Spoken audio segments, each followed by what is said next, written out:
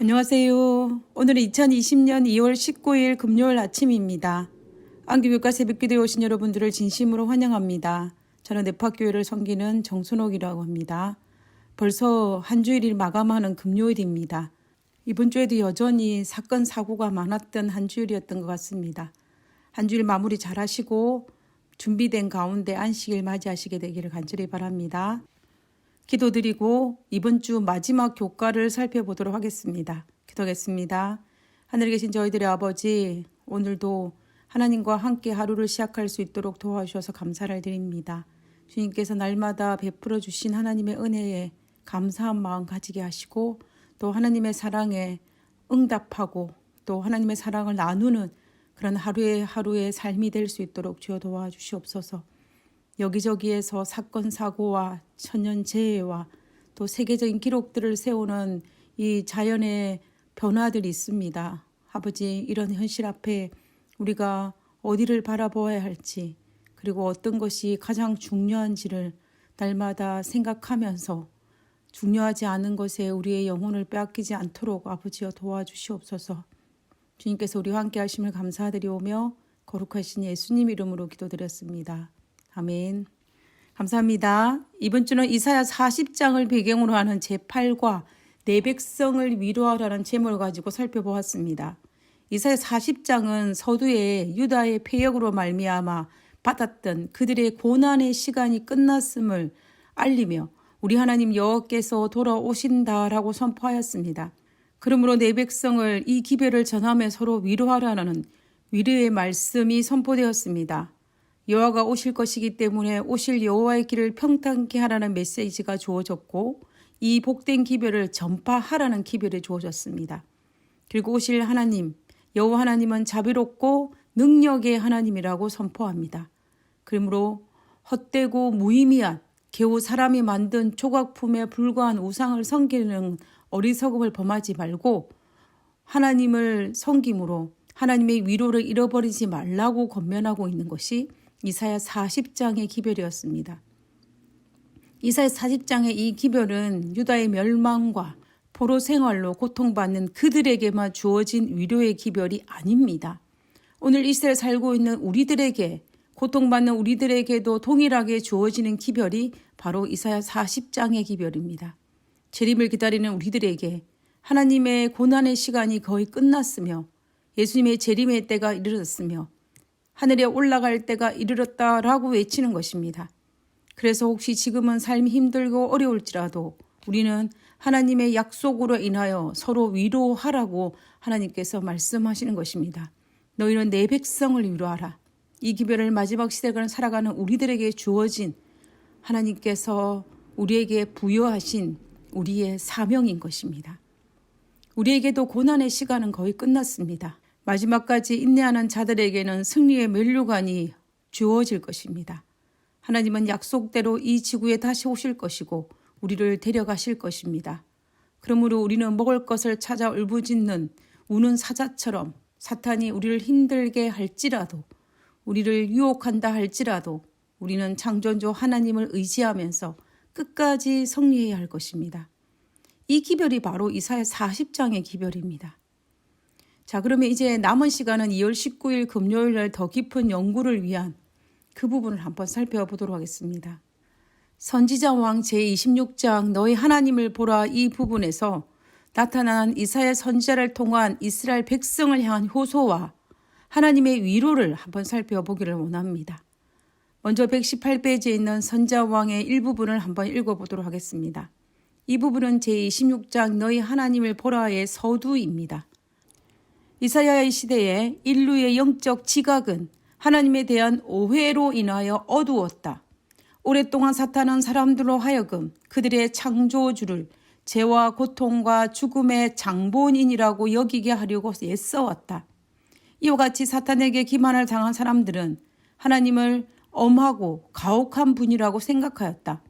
그들은 하나님이 죄인을 비난하고 정죄하기 위해 감시하는 분이시며 죄인을 돕지 않을 합법적인 구슬만 있으면 그를 받아들이기 싫어하시는 분으로 생각하게 되었다.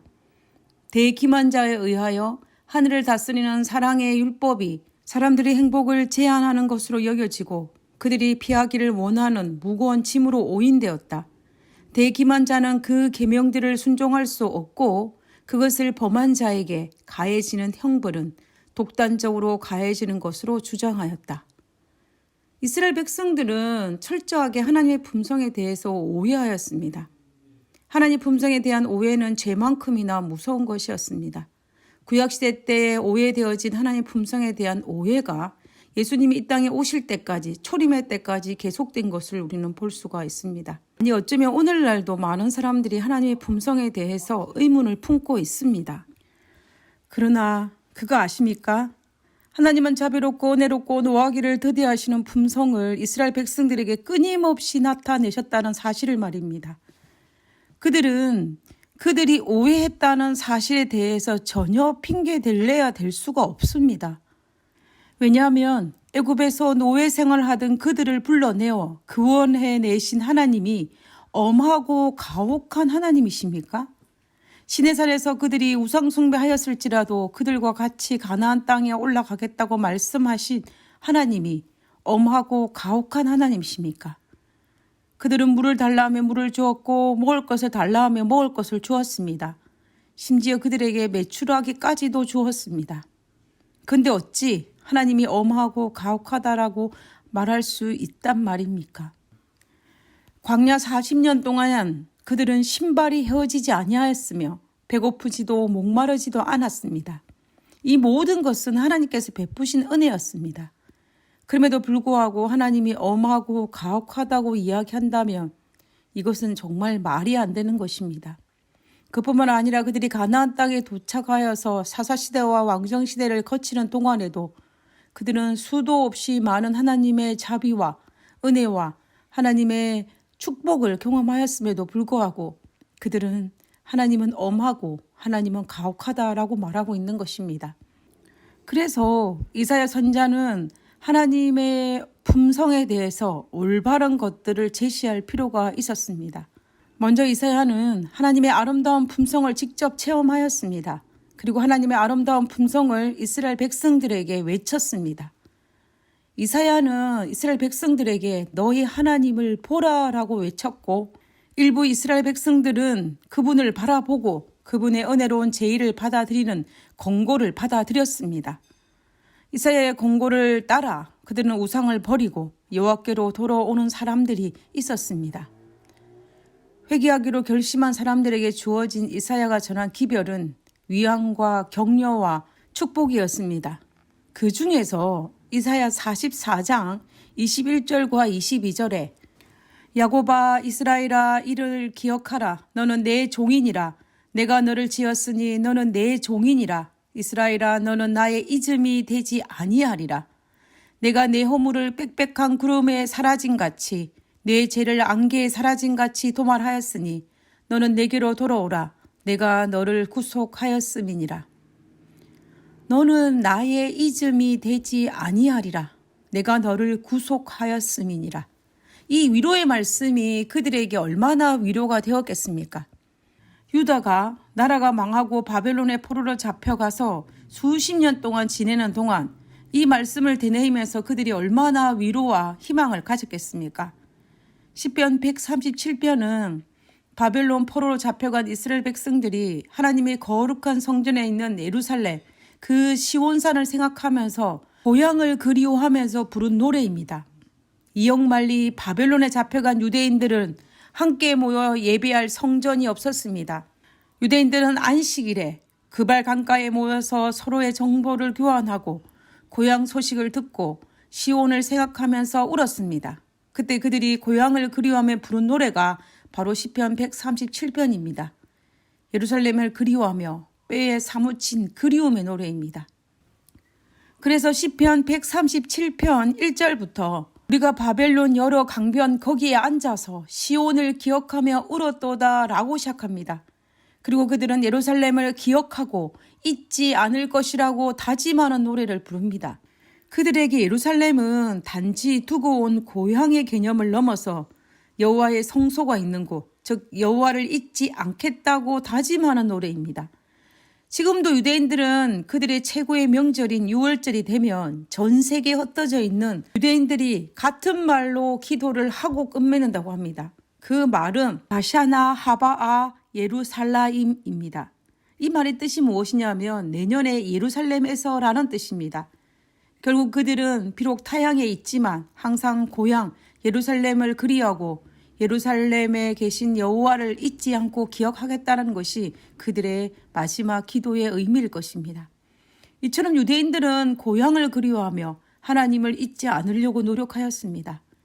하나님은 이사야 선지자를 통해 이스라엘아 너는 나의 잊음이 되지 아니하리라는 이 약속의 말에 회의적인 반응을 보이는 이들을 향하여 강력하게 다시 항변의 말씀을 한 번 더 강조하셨습니다. 그들이 말하기를 여호와께서 나를 버리시며 주께서 나를 잊으셨다라고 울부짖었습니다. 그러나 우리 하나님은 그들을 향하여 분명하고도 단호하게 다시 말씀하셨습니다. 이사야 49장 15절에 여인이 어찌 그 젖먹는 자식을 잊겠으며 자기 태에서 난 아들을 긍휼히 여기지 않겠느냐. 그들이 혹시 잊을지라도 나는 너를 잊지 아니할 것이라 라고 하셨습니다. 어머니는 자식을 잊을 수 없습니다. 이것은 기본적인 사람의 마음이고 어머니라면 절대로 자식을 잃는다는 것은 불가능한 일입니다. 눈에 보이지 아니하면 불안한 마음을 가질 수밖에 없는 것이 바로 엄마의 마음입니다. 절대로 잊으려고 하여도 잊을 수 없는 마음이지요. 그런데 지금 하나님은 어머니의 마음보다 더 강한 사랑으로 잊지 않겠다라고 약속하시는 것입니다. 아니, 각오하는 마음이 아니라 절규에 가까운 것입니다. 잊지 않겠다가 아니라 어찌 잊을 수 있겠느냐라는 것입니다. 이 말은 하나님의 다짐이 아니라 심장에서 터져나오는 절규입니다. 잊음이 되지 아니하리라, 잊혀지지 아니하리라. 사탄이 지배하고 있는 이 세상, 6천년 동안 죄악에 길들여져 있는 이 세상은 죄로 기울어지는 성향을 가진 우리들이 살고 있는 이 세상은 참으로 고통과 아픔의 연속일 수밖에 없습니다. 어쩌면 우리에게 주어지는 이 고통과 아픔은 당연한 결과일 것입니다. 6천년 동안 사용한 지구가 병들지 않기를 바라는 마음은 20년을 넘게 탄 자동차가 고장나지 않기를 바라는 마음과 동일할 것입니다. 어리석은 기대입니다. 그러나 우리에게는 하나님의 약속이 있습니다. 코로나 바이러스로 인하여 고통 가운데 있는 우리들을 향하여 하나님은 나는 너의 잊음이 되지 아니하리라 라고 말씀하셨습니다. 가족의 죽음이라는 장벽 앞에 이별의 고통 속에 있는 우리를 향하여 하나님께서는 나의 잊음이 되지 아니하리라고 약속하셨습니다. 가난의 고통, 수고의 고통, 인간 관계의 고통, 배신의 고통, 여러 가지의 아픔의 고통 속에 울부짖고 있을 때에 우리를 향하여 하나님께서는 나의 잊음이 되지 아니하리라 라고 위로하고 계시는 것입니다. 우리 모두 아름다운 품성의 소유자이신 우리 하나님께서 약속하신 너는 나의 잊음이 되지 아니하시고 함께하시는 임재하시는 하나님으로 인하여 희망과 용기를 가지고 오늘도 담대히 살아가게 되기를 간절히 바라면서 이번 주 모든 교과를 마치도록 하겠습니다. 기도하고 마치겠습니다. 하늘 계신 하나님 감사합니다. 하나님, 우리들에게 회복할 수 있는 위로의 말씀, 그리고 우리를 영원히 잊지 않겠다는 하나님의 사랑의 말씀, 그리고 나를 데려 가시기 위해서 이 땅에 다시 오시겠다라고 말씀하신 하나님의 약속의 말씀, 하나님 오늘도 하나님의 말씀에 의지하여 힘과 용기를 얻으며 하루를 살아갑니다.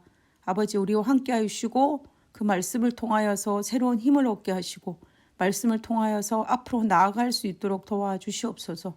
하나님께서 우리와 함께 하시옵기를 간구하며 거룩하신 예수님 이름으로 기도드렸습니다. 아멘. 감사합니다. 좋은 하루 되시고요. 행복한 안식일 맞이하시기 바랍니다. 감사합니다.